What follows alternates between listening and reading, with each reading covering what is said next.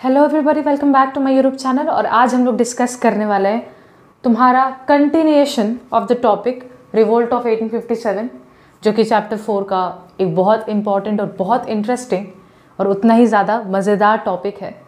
मुझे बहुत मज़ा आता है ये टॉपिक पढ़ाने में, और ख़ुद जब मैं पढ़ती हूँ, देखो तुम लोगों को पढ़ाने के लिए अक्सर मैं बोलती हूँ कि I also learn before teaching you all, so that I can provide you with Fuller knowledge, अच्छा नॉलेज मैं तुमको दे पाऊँ। और मैं ऐसा कभी भी नहीं बोलती कि मेरा नॉलेज हमेशा कंप्लीट है, हमेशा इम्प्रूवमेंट के लिए जगह होता है। सो आई होप कि तुम लोगों को समझ में आ रहा हो। आई होप कि अब हिस्ट्री पसंद में आ रहा हो। अगर तुमको हिस्ट्री में मज़ा आ रहा है तो एक बार कमेंट में लिख के ज़रूर बताओ कि पहले हिस्ट्री को लेकर क्या सोच था, पहले भी उतना ही पसंद था जितना आज पसंद है मेरे थ्रू पढ़ते पढ़ते, या फिर अब थोड़ा ज़्यादा इंटरेस्टिंग लग रहा है, अब हिस्ट्री को देखने का नज़रिया थोड़ा चेंज हो गया है। दीदी ऐसा कुछ है तो मुझे ज़रूर बताना। शुरुआत करते हैं रिवोल्ट ऑफ 1857 के आगे के टॉपिक के साथ। देखो बेटा, हर बार मैंने तुमको बताया कि भले ही तुम्हारे सिलेबस में ये पार्ट हो या ना हो, लेकिन मेरा मकसद सिर्फ तुमको पढ़ाकर एग्ज़ाम में मार्क्स लाना नहीं है। मेरा मकसद मार्क्स लाना तो है ही बिल्कुल, बट सेकंड जो मोस्ट इम्पॉर्टेंट या मेरा पहला लक्ष्य है वो ये है कि तुमको उस पर्टिकुलर टॉपिक से कनेक्टेड फील कराना। इंडिया का इतना बड़ा महान हिस्ट्री है और तुम इसको बिल्कुल रट के चले जाओ, I would not like that. So दीदी बहुत ही फोकस के साथ आप पढ़ाइए और हम भी पढ़ने को तैयार हैं। सो शुरुआत करते हैं बेटा। प्रीवियस वीडियो में हम लोगों ने पढ़ा कि कैसे मंगल पांडे जी का इतना इम्पॉर्टेंट रोल रहा, लेकिन क्या सिर्फ मंगल पांडे थे जिन्होंने आवाज़ उठाया? नहीं, हम धीरे धीरे देखेंगे कि काफ़ी रूलर्स जो थे वो भी सामने आते हैं रिवोल्ट ऑफ 1857 की लड़ाई में। तो ये वीडियो है जहाँ पे हम डिस्कस करेंगे स्प्रेड ऑफ द रिवोल्ट। ये रिवोल्ट ऑफ 1857 कैसे पूरे इंडिया में कहाँ कहाँ फैला और कैसे फैला, will just look at that. चलो बेटा, जानने से पहले इन सारी बातों को मैं चाहूँगी कि तुम कुछ कुछ वर्ड्स जान जाओ। बेटा तुम बहुत पहले से जानते हो, प्रीवियस वीडियो में ही मैंने तुमको बताया है कि पहले जो ब्रिटिश आर्मी था, इस ब्रिटिश आर्मी में अंग्रेज़ों को भर्ती लिया जाता था, लेकिन बाद में इसको इंडियंस को भी शामिल किया जाने लगा। ये मैंने बात तुमको पिछले वीडियो में बताई थी। फिर मैंने तुमको एक टर्म समझाया था जो मैं दोबारा समझाना चाहती हूँ। ग्रुप ऑफ सोल्जर्स को बेटा रेजिमेंट बोलते हैं। ग्रुप ऑफ सोल्जर्स को एक साथ हम रेजिमेंट बुलाएंगे। फिर मैंने तुमको टर्म सिखाया था कैवेलरी। बेटा कैवेलरी का मतलब होता है वो सोल्जर्स जो घोड़े पे सवार होते हैं। तुमने काफ़ी मूवीज़ में देखा है ना, कुछ सोल्जर्स होते हैं जो घोड़े पे सवार होते हैं, घोड़े पर बंदूक तान के जाते हैं। तो ऐसे सोल्जर्स को हम कैवेलरी के ग्रुप में शामिल करते हैं, कैवेलरी। फिर आते हैं इन्फैंट्री। इन्फैंट्री यानी कि वो ग्रुप ऑफ सोल्जर्स जो घोड़े पे सवार नहीं होते, इन शॉर्ट जो पैदल सैनिक होते थे। पैदल सैनिक का मतलब दीदी जो चल फिर कर अपने हाथ में बंदूक ताने मारते थे, those were known as the infantry. And फिर एक शब्द है नेटिव। देखो बेटा, नेटिव का मतलब होता है, मतलब ये नेटिव शब्द एक शब्द से जुड़ा है, नेशन। तो अपने इंडियन इंसानों को हम नेटिव बोलेंगे ना, नेटिव पीपल। तो नेटिव पीपल यानी इंडिया के लोग। हम इंडिया में तो इंडिया के लोग। अगर यही शब्द यूएसए का कोई इंसान यूज़ करे, नेटिव पीपल, तो वहाँ पे यूएसए के लोग। तो नेटिव यानी अपने कंट्री के लोग। ओके, सो दीदी 4 शब्द आपने समझाए। रेजिमेंट यानी ग्रुप ऑफ सोल्जर्स, कैवेलरी यानी जो घोड़े पे सवार होते थे सैनिक, इन्फैंट्री यानी कि जो पैदल सैनिक होते थे, और नेटिव यानी जो हमारे अपने इस कंट्री के जो इंडियंस होते थे उनको आप नेटिव कहती हैं। ठीक है बेटा, ओके।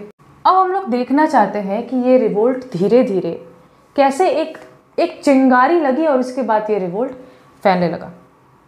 तुम्हारे पास अगर कल्याण चौधरी का बुक है और तुम उसको फॉलो करोगे तो तुम एक चीज़ देखोगे कि वहाँ पर डायरेक्ट मंगल पांडे से शुरुआत की गई है, लेकिन आई डोंट थिंक कि वो करेक्ट है। क्यों? क्योंकि एक बात ध्यान से सुनो, फरवरी का समय था, 1857 की बात थी। एक जगह है बरहमपुर, जो कि उड़ीसा में आता है, प्रेजेंट डे उड़ीसा। तो दीदी फरवरी का समय था, बरहमपुर जगह का नाम है। इस इलाके में जो 19th नेटिव इन्फेंट्री था, 19th नेटिव इन्फेंट्री था बेटा, उन्होंने आवाज़ उठाया अंग्रेज़ों के खिलाफ, कहा कि आपने जो नया कार्ट्रिज लाया है हम उसको यूज़ नहीं करेंगे। यानी कि बरहमपुर में फरवरी 1857 में 19th नेटिव इन्फेंट्री के सोल्जर्स ने कहा कि हम नए वाले कार्ट्रिज का इस्तेमाल नहीं करेंगे जो आप लेकर आए हैं, हमें अब हमारा धर्म बहुत प्यारा है, we will not use the new cartridge. So दीदी, फरवरी का वो दिन था या फरवरी का वो समय था जब बरहमपुर में 19th नेटिव इन्फेंट्री ने आवाज़ उठाया था। जब यही बात बैरकपुर में मंगल पांडे के कानों में गई कि नए वाले कार्ट्रिज का हाल चाल ऐसा है, तो उन्होंने भी आवाज़ उठाया। पिछले वीडियो में मैंने तुमको बताया था। तो देखो बेटा, शुरुआत हुआ था फरवरी में। फरवरी बरहमपुर में 19th नेटिव इन्फेंट्री ने आवाज़ उठाया कि हम नए कार्ट्रिज का इस्तेमाल नहीं करेंगे। ओके दीदी, इस आवाज़ के उठाने के बाद क्या हुआ? क्या अंग्रेज़ इनका कुछ नहीं किए? यस, अंग्रेज़ों ने इन लोगों को खारिज कर दिया, यानी कि डिसबैंड कर दिया। ओके दीदी, इसके बाद अब डिसबैंड का मतलब क्या होता है? थोड़ा सा खुद मेहनत करो, थोड़ा सा गूगल पे जाके सर्च करो डिसबैंड का मतलब क्या होता है। मैं बता सकती हूँ लेकिन नहीं बताऊंगी, बिकॉज आई वॉन्ट कि तुम भी एफर्ट डालो थोड़ा समझने में। तुम खुद सर्च करोगे तो तुमको याद भी रहेगा। ठीक है दीदी। सो मैंने शुरुआत में तुमको कहाँ के किस्से बताए हैं? फरवरी का समय था और बरहमपुर का किस्सा बताया। बरहमपुर के सोल्जर्स ने कहा कि हम नए वाले कार्ट्रिज का इस्तेमाल नहीं करेंगे और अंग्रेज़ों ने उन लोगों को डिसबैंड कर दिया। अब सुनो ध्यान से, बरहमपुर में ये जो हुआ इसका इंफॉर्मेशन इंडिया के दूसरे पार्ट्स पर फैलने लग गया कि देखो बरहमपुर के सोल्जर्स ने आवाज़ उठाया है नए कार्ट्रिज के खिलाफ। नए कार्ट्रिज में ऐसी ऐसी बातें हैं, इस तरीके का गाय का मांस और सूअर का मांस का ग्रीस का इस्तेमाल किया गया है, हमारे धर्म के साथ खिलवाड़ किया गया है। ये इंफॉर्मेशन 29 मार्च 1857 के दौरान बैरकपुर में जब आता है तो बैरकपुर के जो हमारे 34th बंगाल रेजिमेंट के बेटा 34th बंगाल रेजिमेंट के महान सैनिक मंगल पांडे जी के कानों में ये बात आती है कि हमारे नए वाले कार्ट्रिज में कुछ इस प्रकार का झोलमाल किया है अंग्रेज़ों ने। तो तुमको याद होगा पिछले वीडियो में कि क्या क्या हुआ था। 29 मार्च 1857 को 2 अंग्रेजी ऑफिसर्स को उन्होंने मार गिराया। क्या नाम था उनका? Hewson and Baugh. दोनों को मार गिराया था। इसके बाद दीदी उनका केस आया, उनके ऊपर एक डिसीजन आया कोर्ट की तरफ से कि 18 अप्रैल को उनको फांसी पे चढ़ाया जाए, लेकिन 10 दिन पहले उनको फांसी पे चढ़ा दिया गया, वो भी पब्लिकली। पिछले वीडियो में सब कुछ बताया है और इसीलिए डिटेल में बताया ताकि तुमको वहीं से एक आग जलना शुरू हो जाए कि आखिर कितने टॉर्चरस हमारे ब्रिटिश ईस्ट इंडिया कंपनी रहे हैं हमारे ऊपर। तो दीदी 29 मार्च 1857 में बैरकपुर में 34th बंगाल रेजिमेंट के सिपाही मंगल पांडे आवाज़ खड़ा करते हैं और उसके खिलाफ अंग्रेज उन्हें 8 अप्रैल को फांसी चढ़ा देते हैं। मंगल पांडे को जैसे ही फांसी हुई सभी लोगों ने इसको देखा अपने आंखों से। मंगल पांडे जानते थे कि मैं मर तो जाऊंगा, लेकिन ये इतनी बड़ी लड़ाई होगी कि अंग्रेज भी सोचेंगे कि मैंने क्या पंगा ले लिया इंडियंस से। सो देखो बेटा, मंगल पांडे को फांसी पर चढ़ा दिया गया और इसका खबर पहुंच जाता है मेरठ। मेरठ में 24 अप्रैल 1857 को मेरठ में लगभग 85 सोल्जर्स दंगा फसाद करते हैं अंग्रेजों के खिलाफ और कहते हैं कि हम नए वाले कार्ट्रिज का इस्तेमाल नहीं करेंगे। अंग्रेज एज यूजुअल उनको जेल में उठाकर बंद कर देते हैं। कब जेल में बंद करते हैं बेटा? 9 मई 1857 को जेल में बंद करते हैं। और ये कहकर बंद करते हैं कि 10 साल तक जेल की सजा, जेल में सड़ो। लेकिन तुमको पता है हमारे ये महान जाबाज सोल्जर्स 10 साल नहीं, बस एक दिन में अपने आप को जैसे तैसे फ्री करवा कर 10 मई को अपने आप को रिलीज करवा देते हैं। 9 मई को जेल में चढ़ाया ये कह के कि 10 साल उसी जेल में सड़ो, और अपने आप को अगले ही दिन हमारे ये जाबाज सोल्जर्स फ्री करा देते हैं और सभी सोल्जर्स एक साथ दिल्ली की ओर बढ़ते हैं, चलो दिल्ली का नारा लगाते हुए। सो बेटा यहाँ तक प्लीज़ रिवाइज करो मेरे साथ, प्लीज़ स्किप मत करो। I am telling you not to skip for your own benefit. So please एक बार देखो। देखो बेटा, फरवरी की बात है 1857 की। बरहमपुर में हमारे 19th नेटिव इन्फेंट्री ने आवाज़ उठाया कि हम नए वाले कार्ट्रिज का इस्तेमाल नहीं करेंगे। इनके आवाज़ उठाने की देरी थी कि अंग्रेज़ों ने इन्हें डिसबैंड कर दिया।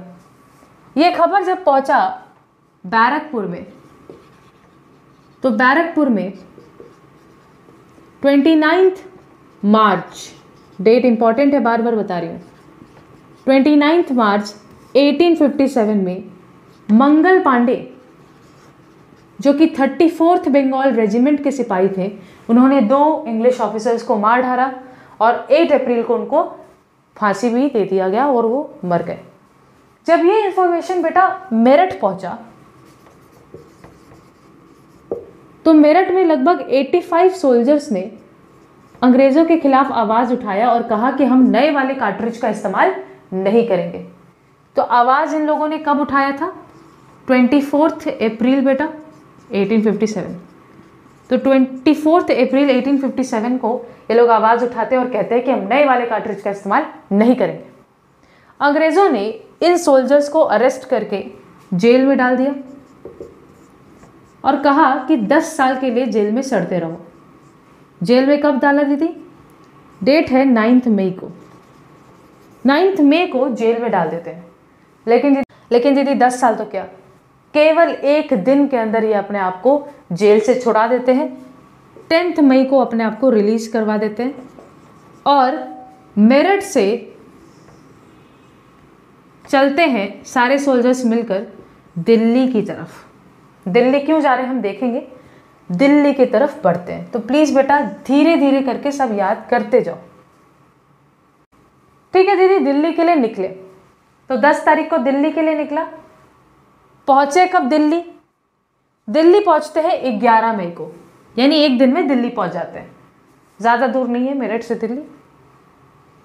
11 मई को दिल्ली पहुंचकर मिलते हैं मुगल एम्परर, मुगल बादशाह, मुगल एम्परर जो सिर्फ नाम के लिए बादशाह थे क्योंकि पावर में तो कंपनी आ चुकी थी, बहादुर शाह टू, जिनका एक और नाम है बेटा बहादुर शाह जफर। ठीक है, सो बेटा दोनों नाम बहुत इंपॉर्टेंट है। बहादुर शाह टू का ही दूसरा नाम था बहादुर शाह जफर, बहादुर शाह जफर। सो हमारे मेरठ के जो सैनिक अपने आप को आज़ाद करके दिल्ली तक गए 11 मई को जो पहुँचे, ये मुलाकात करते हैं उस समय के मुगल एम्परर जो कि सिर्फ नाम के लिए एम्परर थे, बहादुर शाह टू से, जिनको बहादुर शाह जफर भी बोल रहे हैं। बहादुर शाह टू या बहादुर शाह जफर को ये लोग कहते हैं कि माय लॉर्ड, आप हमारे शहंशाह हिंदुस्तान हैं, आप हमारे एम्परर ऑफ इंडिया हैं। ये अंग्रेज़ क्यों हमारे ऊपर जुल्म कर रहे हैं? असली औकात तो आपका है हमारे ऊपर रूल करने का, अंग्रेज़ों का औकात नहीं है। तो प्लीज़ आप हमारे रूलर बनिए, आप हमारे राजा बनिए, प्लीज़ अंग्रेज़ों का रूल को ख़त्म कीजिए। बात समझ में आ रहा है? तब उस समय बहादुर शाह जफर जो थे वो 82 ईयर्स के थे, बहुत बूढ़े थे। इन्होंने हमारे सोल्जर्स को कहा कि मैं आपकी मदद कैसे करूं, और आप कहते हैं कि मैं राजा हूं, आप लोगों का एम्परर का टैग दे दिया आपने, शहंशाह हिंदुस्तान, तो मैं कैसे आपकी मदद करूं, मैं तो बहुत बूढ़ा हो चुका हूं। हमारे सोल्जर्स ने कहा देखिए आपको मदद करने के लिए कोई ज़रूरत नहीं है, हम समझते हैं कि आप बूढ़े हो चुके हैं, आप केवल हमारे लीडर के रूप में खड़े रहिए, आप केवल लेटर्स लिखिए दूसरे प्रिंसली स्टेट्स को, दूसरे स्टेट्स को जहाँ पे रूलर्स हैं, ताकि वो सारे रूलर्स हमारे साथ मिलकर अंग्रेज़ों के खिलाफ आवाज़ उठा सकें। तो आप कुछ मत कीजिए, आप हमारे साथ लड़ने मत चलिए अंग्रेज़ों के साथ। हम समझते हैं कि आप बूढ़े हैं, लेकिन आप बस इतना काम कीजिए कि आप लेटर्स लिखिए दूसरे राजाओं को, ताकि वो भी हमारे साथ मिल करके अंग्रेज़ों के खिलाफ आवाज़ उठाएं। तो बेटा मैंने क्या बताया, मेरठ से अपने आप को छुड़ाकर दिल्ली तक चले, दिल्ली में जाकर मुलाकात किया बहादुर शाह टू से, जिसका एक और नाम है बहादुर शाह जफ़र। बहादुर शाह टू या जफ़र को हमारे सोल्जर्स ने कहा कि आप हमारे शहंशाह हिंदुस्तान हैं, you are the emperor of India, so please provide us leadership and write letters to other princely states so that वो हमारे साथ ज्वाइन करके अंग्रेज़ों के खिलाफ आवाज़ उठाने में मदद करें। हम समझते हैं आप 82 ईयर्स के हैं एंड हम समझते हैं कि आप हमारे साथ लड़ नहीं सकते अंग्रेज़ों के खिलाफ, बस आपका यही रोल है कि आप लेटर लिखने में हमारी मदद कीजिए और भी राजाओं को हमारे साथ जुड़ने में मदद कीजिए। जितना ज़्यादा लोग इससे मिल करके अंग्रेज़ों के खिलाफ आवाज़ उठाएंगे, उतना ज़्यादा हमारे बातों को सुना जाएगा, उतने ज़्यादा हम भारी पड़ेंगे अंग्रेज़ों के खिलाफ। जैसा कि हमारे इंडियन सोल्जर्स ने कहा, बहादुर शाह जफ़र ने भी वही किया। उन्होंने लेटर्स लिखने शुरू किए दूसरे हमारे स्टेट्स को, प्रिंसली जहाँ पे राजाएं रूल कर रहे थे, उनको बताने की कोशिश की कि हमारे सोल्जर्स के साथ काफ़ी अत्याचार हो रहा है और आप लोगों के साथ भी अंग्रेज़ों ने काफ़ी अत्याचार कर रखा है। आप लोग जुड़िए, सारे सोल्जर्स को लीजिए, लीडरशिप दीजिए और इतने बड़े रिवोल्ट में पार्टिसिपेट कीजिए। ठीक है बेटा, तो यहाँ तक एक बार रिवीजन फिर से करो, उसके बाद आगे का पार्ट कंटिन्यू करते हैं। और जिसको रिवाइज नहीं करना वो प्लीज़ थोड़ा सा स्किप कर ले। देखो बेटा, फरवरी 1857 में जो हमारे बरहमपुर के सोल्जर्स थे, उन्होंने आवाज़ उठाया कि हम नए वाले कार्ट्रिज का इस्तेमाल नहीं करेंगे। ये इन्फॉर्मेशन जब बैरकपुर पहुंचा तो 34th बंगाल रेजिमेंट के सिपाही मंगल पांडे ने 29 मार्च 1857 को 2 यूरोपियन ऑफिसर्स को मार गिराया। उसके बाद 8 अप्रैल को उनको फांसी पर चढ़ा दिया गया। बेटा जब ये इन्फॉर्मेशन पहुंचा मेरठ में तो 85 सोल्जर्स ने भी इनकार कर दिया नए वाले कार्ट्रिज को इस्तेमाल करने के लिए। अच्छा दीदी, उनको 10 साल तक का जेल का सज़ा सुनाया गया, लेकिन एक दिन में अपने आप को फ्री कराकर दिल्ली तक जाने का फैसला करते हैं सारे के सारे लोग। दिल्ली पहुंचकर मुलाकात करते हैं बहादुर शाह टू से, जिनका एक और नाम है बेटा बहादुर शाह जफ़र। उनको बोलते हैं कि आप हमारे शहंशाह हिंदुस्तान हैं, अंग्रेज़ों का रूल को ख़त्म करके आप हमारे रूलर बनिए। बहादुर शाह जफ़र जो 82 ईयर्स के ओल्ड के थे, उनका उम्र था, उन्होंने कहा कि मैं लेकिन आपके साथ लड़ नहीं पाऊंगा अंग्रेज़ों के खिलाफ। तो हमारे सोल्जर्स ने कहा कि आपको लड़ने की ज़रूरत नहीं है, आप बस केवल और सारे राजाओं को हमारे साथ जुड़ने में हमारी मदद कीजिए, उनको लेटर्स लिखिए ताकि वो हमारे साथ जुड़ सकें। इज़ इट क्लियर बेटा? चलो, ये समझ में आ गया कि बहादुर शाह टू ने लेटर्स लिखना शुरू कर दिया था। अच्छा, इसी दौरान एक बात और सुनो, बहादुर शाह टू कहाँ थे, मतलब ये पूरा लोकेशन क्या था? दिल्ली था, बिल्कुल दिल्ली मार्च करके गए थे हमारे सोल्जर्स। सो दिल्ली में जो मेन लीडर के रूप में चुना गया था वो थे बहादुर शाह टू या बहादुर शाह जफ़र। ठीक है, लीडर्स के नाम याद रखने पड़ेंगे। ठीक, इन्होंने लेटर्स लिखने शुरू किए, काफ़ी अलग अलग राजाओं को लेटर्स लिखा ताकि वो भी आकर के इतने बड़े रिवोल्ट में जुड़े साथ में। दिल्ली से कुछ दूर एक जगह था बरेली। बरेली में हमारे इंडियन सोल्जर्स को लीडरशिप देते हैं सूबेदार बख्त खान। बरेली में हमारे इंडियन सोल्जर्स को लीडरशिप देते हैं सूबेदार बख्त खान। एक इंटरेस्टिंग कहानी है, ज़रा ध्यान से सुनो। दीदी, बरेली में इंडियन सोल्जर्स को लीडरशिप देते हुए सूबेदार बख्त खान उन सभी सोल्जर्स के साथ जा पहुंचते हैं दिल्ली। और दिल्ली में मेन लीडर के रूप में बहादुर शाह टू तो थे, लेकिन वो बहुत ओल्ड थे, बहुत बुजुर्ग थे।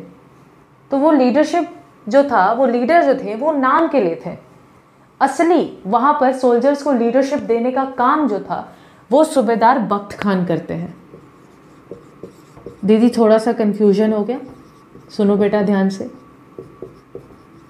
मेरठ से दिल्ली की ओर हमारे सोल्जर्स गए, बहादुर शाह टू को एम्परर ऑफ इंडिया, शहंशाह हिंदुस्तान का टैग दिया और वहाँ पर इंडियन सोल्जर्स जो है मिल करके मेन लीडर के रूप में बहादुर शाह टू को चुनते हैं। लेकिन बेटा एक और इंटरेस्टिंग फैक्ट है कि बरेली में इंडियन सोल्जर्स को जो लीडरशिप दे रहे थे सूबेदार बख्त खान, वो सभी सोल्जर्स के साथ मिल करके दिल्ली पहुंचते हैं और दिल्ली के भी सोल्जर्स को लीडरशिप देना शुरू कर देते हैं। मतलब बहादुर शाह टू बुजुर्ग होने के कारण सिर्फ नाम के लिए लीडर थे, असली लीडरशिप दिल्ली के अंदर सूबेदार बख्त खान दे रहे थे। और इस प्रकार दिल्ली में हमारे इंडियन सोल्जर्स ने मिल करके अंग्रेज़ों का रूल को ख़त्म किया। अब इससे बहुत ज़्यादा खुश होने की बात नहीं है, क्योंकि अगले वीडियो में तुमको समझ में आएगा कि अंग्रेज़ों ने कैसे इसे ओवर पावर कर दिया। लेकिन कुछ समय के लिए ही सही, सूबेदार बख्त खान के कारण हमारे इंडियन सोल्जर्स ने मिल करके दिल्ली पर कब्जा जमाया। तो दीदी दिल्ली के मेन लीडर तो बहादुर शाह टू थे, लेकिन असलियत में अगर आप डीपली जानेंगी तो हमारे इंडियन सोल्जर्स को जो लीडरशिप दे रहे थे वो थे सूबेदार बख्त खान। ठीक है दीदी। बेटा देखो लीडर्स का नाम तो तुमको याद रखना पड़ेगा। सो दीदी दिल्ली में लीडरशिप दे रहे हैं मेन लीडर के रूप में, जो नाम के लीडर हैं वो है बहादुर शाह टू या बहादुर शाह जफ़र, प्लीज़ याद रखो। लेकिन असलियत में जो लीडरशिप दे रहे थे वो थे सूबेदार बख्त खान, जो शुरुआत में बरेली में लीडरशिप देते हुए सोल्जर्स के साथ दिल्ली पहुंच जाते हैं और दिल्ली के भी सोल्जर्स को लीडरशिप देने लग जाते हैं। ठीक है, अब सुनो बेटा, अब थोड़ी कहानी तुम्हें जाननी होगी जो अभी मोस्ट इंपॉर्टेंट कहानी है। बेटा कानपुर की बात है। कानपुर के जो रूलर रहे हैं उस समय, जो रूलर थे 1857 की लड़ाई के दौरान, वो थे पेशवा बाजीराव टू, यानी दीदी मराठा रूलर थे, हम जानते हैं इतना, पेशवा बाजीराव टू। देखो बेटा ये पेशवा शब्द बहुत इंपॉर्टेंट है, बहुत रिस्पेक्टेड टाइटल है ये पेशवा। इसका मतलब क्या होता है दीदी? जैसे आज कंट्री का प्राइम मिनिस्टर होता है, उसी तरीके से पेशवा यानी कि एक मिनिस्टर पूरे मराठा कम्युनिटी का मिनिस्टर के रूप में जो होता था उसको पेशवा का टाइटल दिया जाता था, बहुत रिस्पेक्टेड टाइटल होता था। ठीक है, सो पेशवा बाजीराव टू कानपुर के रूलर थे, लेकिन तुम जानते होगे अगर तो एंग्लो मराठा वॉर हुआ था। एंग्लो मराठा वॉर यानी दीदी अंग्रेज़ों और मराठास के बीच में लड़ाई हुई थी, जिसमें अंग्रेज़ों ने काफ़ी हिस्सा जीत लिया था मराठाओं से। बाजीराव टू भी हार चुके थे इस वॉर में और अल्टीमेटली बाजीराव टू को कानपुर से खदेड़ कर भेज दिया गया बिट्ठूर, जो कि कानपुर के ही करीब एक जगह था। दीदी कंफ्यूजन हो गया, ध्यान से सुनो। कानपुर के जो रूलर थे बेटा उनका नाम है पेशवा बाजीराव टू, मराठा रूलर थे। पेशवा का मतलब होता है पूरे मराठा कम्युनिटी का मिनिस्टर, जैसे आज इंडिया का प्राइम मिनिस्टर है। बहुत ही ज़्यादा रिस्पेक्टफुल टाइटल है, बहुत ही ज़्यादा रिस्पेक्टफुल जॉब है वो। तो उसी तरीके से बहुत ही ज़्यादा रिस्पेक्टफुल टाइटल होता था ये पेशवा। तो पेशवा बाजीराव टू रूलर तो थे दीदी, लेकिन एंग्लो मराठा वॉर यानी अंग्रेज़ों के साथ एक मराठा वॉर में पेशवा बाजीराव टू हार गए थे और इसलिए उनको कानपुर से खदेड़ के बिट्ठूर भेज दिया अंग्रेज़ों ने और उनसे कहा कि हम आपको पेशवा मानते हैं, ठीक है, we consider you Peshwa and इसीलिए आपको पेंशन भी देंगे। लेकिन आपके मृत्यु के बाद जो आपका अडॉप्टेड बेटा है ना, एक्चुअल में पेशवा बाजीराव टू का खुद का बेटा नहीं था, आपका जो अडॉप्टेड सन है, कौन दीदी? असली नाम है डोंडू पंत, डोंडू पंत, और प्यार से लोग उसे कहते हैं नाना साहेब। तो आप तो हार चुके हैं आपको, लेकिन हम लोग पेशवा मानते हैं, आपको वो रिस्पेक्टफुल टाइटल दे रहे हैं, और इसलिए आपको पेंशन भी मिलेगा, कुछ पैसा भी मिलेगा साल साल में। लेकिन आपके मृत्यु के बाद आपके अडॉप्टेड बेटे ढोंडू पंत, जिनको प्यार से लोग नाना साहेब बोलते हैं, उनको कोई भी पैसा नहीं मिलेगा। इनफैक्ट आपके मृत्यु के बाद हम पूरा राज छीन लेंगे आपसे, डॉक्ट्रिन ऑफ लैप्स पॉलिसी लगा के। अब जो पढ़ चुके हैं डॉक्ट्रिन ऑफ लैप्स पॉलिसी वो जानते हैं। तो हुआ क्या बेटा, पेशवा बाजीराव टू की मृत्यु हो जाती है। उनके मृत्यु के बाद डोंडू पंत, जिनको प्यार से नाना साहेब बोल रहे हैं, ये जाते हैं अंग्रेज़ों के पास, परमिशन मांगते हैं, बोलते हैं कि मुझे पेशवा कंसिडर करो और मुझे पेंशन दो। अंग्रेज़ों ने कहा कि बिल्कुल भी नहीं, तुम बाजीराव टू के अडॉप्टेड बेटे हो और डॉक्ट्रिन ऑफ लैप्स पॉलिसी के तहत तुमको कुछ भी नहीं मिलेगा, पूरा राज अब हमारे अंदर है। नाना साहेब को बहुत गुस्सा आता है और नाना साहेब लीडरशिप देना शुरू कर देते हैं कानपुर के अंदर। तो कानपुर के अंदर लीडरशिप कौन दे रहा है? नाना साहेब। किसको दे रहे हैं दीदी लीडरशिप? कानपुर के इंडियन सोल्जर्स को दे रहे हैं।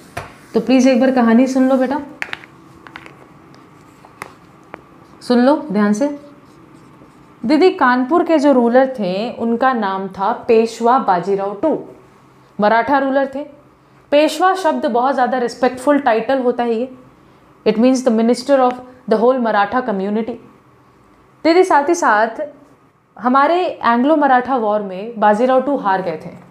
हारने के बाद उनको कानपुर से खदेड़ कर बिट्ठूर भेज दिया गया और बोला गया कि आपको हम लोग पेशवा मानेंगे और हम लोग थोड़ा सा पेंशन भी देंगे, लेकिन आपका जो बेटा है ना ढोंडू पंत, नाना साहेब जिसको आप बुलाते हैं, आपके मृत्यु के बाद डॉक्ट्रिन ऑफ लैप्स पॉलिसी के तहत आपके अडॉप्टेड बेटे को कुछ भी नहीं मिलेगा।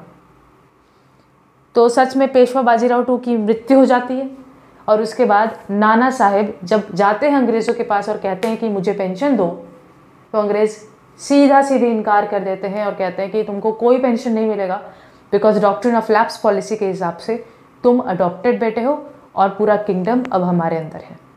इससे नाखुश होकर, गुस्से में आकर नाना साहेब कानपुर के इंडियन सोल्जर्स को लीडरशिप देना शुरू कर देते हैं। सो कानपुर में लीडरशिप कौन दे रहा है बेटा? नाना साहेब, जिनका एक्चुअल नाम था ढोंडू पंत। फिर देखो बेटा नेक्स्ट कहानी आ रहा है लखनऊ का। लखनऊ आज प्रेजेंट डे उत्तर प्रदेश का कैपिटल है, उस दौरान लखनऊ कैपिटल था अवध का। तो अवध का कैपिटल है लखनऊ। तो बेटा ध्यान से सुनना, बहुत ही इंटरेस्टिंग कहानी है। लखनऊ के जो नवाब थे, नवाब यानी मुस्लिम रूलर थे, इनका नाम था वाजिद अली शाह। इनकी जो पत्नी थी बेटा, वाइफ, उनका नाम है बेगम हजरत महल, बेगम हजरत महल। और इनका जो सन था, सन का नाम था बिरजिस खादिर, बिरजिस खादिर। तो लखनऊ जो कि अवध का कैपिटल था उस दौरान, उसके नवाब जो थे वो थे वाजिद अली शाह, उनकी वाइफ का नाम है बेगम हजरत महल और उनके बेटे का नाम है बिरजिस खादिर। एक्चुअल में जो वाजिद अली शाह थे, उन्होंने सब्सिडरी अलायंस पॉलिसी को साइन किया था। इस पॉलिसी के हिसाब से अपने किंगडम में ब्रिटिश आर्मी रखेंगे और उसके लिए थोड़ा सा पेमेंट देंगे, और अगर पेमेंट नहीं कर पाते हैं तो आधा राज छीन लेंगे अंग्रेज़। तो इनके साथ यही हुआ, ये पेमेंट नहीं कर पाए और इनका आधा राज अंग्रेज़ों ने छीन लिया था। ठीक है बेटा, तो सब्सिडरी अलायंस पॉलिसी के हिसाब से इनका आधा राज छीना जा चुका था, और जब बचा कुचा राज था वो भी अंग्रेज़ों ने छीन लिया, ये कह के बेटा कि अवध का जो रूलर है ना, वो सही से अवध को मैनेज नहीं कर सकता, मतलब अच्छा रूलर नहीं है। तो एक काम करते हैं, अवध को हम लोग अपने अंडर ले लेते हैं। मतलब कुछ भी बकवास है। यदि अवध का रूलर ठीक से मैनेज नहीं कर पा रहा तो अंग्रेज रूलर का पोजीशन छीन लेंगे। ये क्या तरीका है? वो तो वहाँ का प्रजा, वहाँ का किंगडम डिसाइड करे, वहाँ के लोग डिसाइड करे कि रूलर अच्छा है या नहीं। अंग्रेज कौन होता है? ये थर्ड पर्सन कौन होता है जो बोलेगा ये जाके कि अवध जो है उसका रूलर ठीक से मैनेज नहीं कर पा रहा है, तो हम लोग छीन लेते हैं। तो बचा कुचा अवध को भी अंग्रेजों ने छीन लिया, और छीनने के बाद तो बचा कुचा अवध भी छीन लिया ये कहकर कि अवध जो है वहाँ पर मिस गवर्नेंस है। मिस गवर्नेंस का मतलब होता है, मिस गवर्नेंस यानी कि अच्छा सरकार नहीं है वहाँ पे, अच्छा से मैनेज नहीं कर रहा है वहाँ का नवाब जो है। और ये कहकर उन्होंने वाजिद अली शाह को वहाँ से खदेड़ के कैलकाटा भेज दिया कि तू निकल कैलकाटा। तो वाजिद अली शाह को भेज दिया, खदेड़ दिया। इससे बेगम हजरत महल को बहुत दुख पहुंचा। उन्होंने सोचा कि अगर मेरा हस्बैंड वाजिद अली शाह ठीक से मैनेज नहीं कर सकता अवध को, तो फिर ये अंग्रेज कौन होते हैं मेरे राज को छीनने के लिए? मेरा बेटा तो जिंदा है ना, मेरा बेटा को राज दिया जा सकता था। अगर मेरा पति ठीक से मैनेज नहीं कर सकता तो कम से कम मेरा बेटा तो मैनेज कर सकता था, अंग्रेज क्यों छीने? बेगम हजरत महल को बहुत गुस्सा आया और उन्होंने लीडरशिप देना शुरू कर दिया लखनऊ, जो कि अवध का कैपिटल था, वहाँ के सोल्जर्स को। तो बेटा लखनऊ में लीडरशिप कौन दे रहा था? लखनऊ में लीडरशिप दे रही थी बेगम हजरत महल। किसको लीडरशिप दे रही थी? ऑफ कोर्स लखनऊ के सोल्जर्स को। तुम देखोगे यहाँ सोल्जर्स को ही कोई ना कोई लीडरशिप दे रहा है, तो बेगम हजरत महल। और साथ ही साथ लीडरशिप देते हुए इन्होंने अपने बेटे बिरजिस खादिर को लखनऊ का नवाब बना दिया कि चल अंग्रेज कौन होता है हमको सिखाने वाला कि कौन नवाब है कौन नहीं, मेरा बेटा नवाब है बस। और ये डिक्लेरेशन दे दिया। तो बेटा एक बार ब्रीफ में सुनो। लखनऊ अवध का कैपिटल था। वहाँ के नवाब थे वाजिद अली शाह, जिनकी पत्नी है बेगम हजरत महल और उनका बेटा है Birjis Khadir. Subsidiary alliance policy में आधा पैसा ना चुका पाने के कारण लखनऊ का आधा राज छीना जा चुका था। साथ ही साथ अंग्रेजों ने ये कहकर बाकी कुछ जो बचा कुछ राज था वो ये कहकर छीन लिया कि जो वहाँ का नवाब है वो ठीक से मैनेज नहीं कर पा रहा। और ये करने के बाद वहाँ से वाजिद अली शाह को कैलकाटा खदेड़ दिया। बेगम हजरत महल को बहुत गुस्सा आया, ये सोचते हुए कि मेरा बेटा अगर जिंदा है तो अंग्रेज़ों को खदेड़ने की क्या ज़रूरत थी, अंग्रेज़ों को छीनने की क्या ज़रूरत थी, मेरा राज, मेरा अवध क्यों छीना अंग्रेज़ों ने। उनको बहुत गुस्सा आया और बेगम हजरत महल ने अवध के सोल्जर्स को वहाँ पर लीडरशिप देना शुरू कर दिया। ठीक है बेटा, अच्छा। और लीडरशिप देने के बाद वहाँ पर बिरजिस खादिर यानी अपने बेटे को नवाब घोषित करवा दिया, डिक्लेयर करवा दिया। I hope this is clear. अब बेटा बिहार। बिहार में एक छोटा सा गांव है जगदीशपुर। वहाँ के जो जमींदार थे जिनका नाम है कुंवर सिंह। तो कुंवर सिंह कौन थे बेटा? जमींदार ऑफ जगदीशपुर, जगदीशपुर के जमींदार थे। तो दीदी बिहार में एक छोटा सा लोकेशन है जगदीशपुर, जहाँ के जो ज़मींदार थे वो थे कुंवर सिंह। उनका ज़मीन छीन लिया था अंग्रेज़ों ने, और इस ज़मीन छीनने के कारण ही उन्होंने, कुंवर सिंह ने बिहार के सोल्जर्स को लीडरशिप देना शुरू कर दिया। सो दीदी बिहार के जो लीडर हैं वो हैं कुंवर सिंह, जो कि ज़मींदार हैं जगदीशपुर के, और उन्होंने इंडियन सोल्जर्स को लीडरशिप दिया बिहार के अंदर। और लास्ट बेटा सबसे इम्पॉर्टेंट, झांसी। बचपन से तुमने झांसी रानी लक्ष्मीबाई सुना ज़रूर है, थोड़ा सा समझो भी। बेटा झांसी के जो रूलर थे उनका नाम है गंगाधर राव।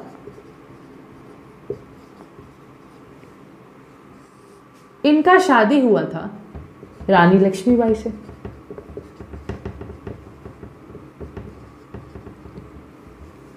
गंगाधर राव और रानी लक्ष्मीबाई के खुद के बेटे थे, बट उनके बेटे की मृत्यु हो गई थी, मर गया था उनका बेटा। उसके बाद गंगाधर राव की तबीयत भी बहुत ज़्यादा खराब रहनी शुरू हो गई थी। तबीयत उनका बहुत ज़्यादा खराब चल रहा था। उनको लगा कि वो अब ज़्यादा दिन नहीं चल पाएंगे, नहीं टिक पाएंगे, और ये सोचते हुए ही उन दोनों ने एक बेटे को अडॉप्ट किया, दैट इज दामोदर राव। अब गंगाधर राव की मृत्यु हो गई, गंगाधर राव मर गए, तो अंग्रेज चले गए रानी लक्ष्मीबाई के पास और कहा कि अब पूरा झांसी हम अपने राज के अंदर लेंगे, क्योंकि आपका अडॉप्टेड बेटा अगला राजा नहीं बन सकता डॉक्ट्रिन ऑफ लैप्स पॉलिसी के हिसाब से। रानी लक्ष्मीबाई ने काफ़ी आवाज़ उठाया, कहा कि मैं अपनी झांसी नहीं दूंगी, मेरा अडॉप्टेड बेटा है तो क्या मेरे बेटे को ही हक है, आप कौन होते हैं ये डिसाइड करने वाले कि मेरे अडॉप्टेड बेटे को राज नहीं मिलेगा। अंग्रेज़ों ने फोर्सिबली झांसी को छीन लिया था और इससे दुखी होकर रानी लक्ष्मीबाई ने झांसी के सोल्जर्स को लीडरशिप दिया था। सो दीदी एक बार फिर बताइए, Gangadhar Rao was the ruler of Jhansi, he married Rani Lakshmibai. Gangadhar Rao बीमार पड़ने लगे थे, उनका एक बच्चा भी था लेकिन मर गया। उसके बाद गंगाधर राव और रानी लक्ष्मीबाई ने डिसाइड किया एक बेटे को अडॉप्ट करने के लिए, दामोदर राव। जब गंगाधर राव की मृत्यु हो गई तो अंग्रेज झांसी के चौखट पे पहुंच जाते हैं और रानी लक्ष्मीबाई से कहते हैं कि हम आपका राज छीनना चाहते हैं। Why? Because you have adopted son and according to doctrine of lapse policy आपका अडॉप्टेड सन बेटा नहीं बन सकता। रानी लक्ष्मीबाई को बहुत गुस्सा आया, उन्होंने कहा कि who are you to decide, मैं अपनी झांसी नहीं दूंगी। बट अंग्रेजों ने ज़बरदस्ती झांसी को छीना। इससे दुखी होकर रानी लक्ष्मीबाई ने प्रोटेस्ट शुरू कर दिया, अपने सारे वहाँ के सोल्जर्स को लीडरशिप देते हुए। झांसी की लीडर के रूप में सामने आती हैं रानी लक्ष्मीबाई।